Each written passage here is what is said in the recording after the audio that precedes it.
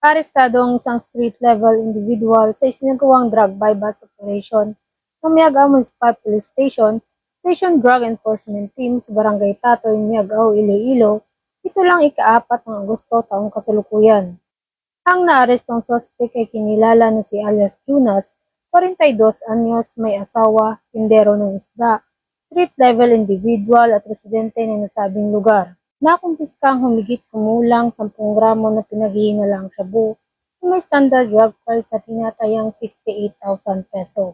Dahil sa pakikipagtulungan ng Miagao MPS Station Drug Enforcement Team kasama ang mga tauhan ng Regional Drug Enforcement Unit 6 ay naging matagumpay ang itinasang anti-illegal drugs operation ng pulisya na nagresulta sa pagkakaresto sa suspect at pagka-recover ng 7,500 piso, 5 bus money, 1 pirasong transparent plastic sachet, 10 pirasong heat seal transparent plastic sachet, at iba pang mga non-drug items.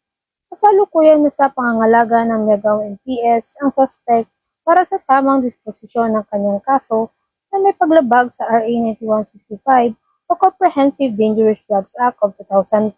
Ang mga ganitong hakbang ng Iloilo PNP ay naglalayong protektahan ang kinabukasan ng ating mga kabataan mula sa mapanirang epekto ng droga upang magbigay daan para sa mas maliwanag at isang drug-free Western Visayas.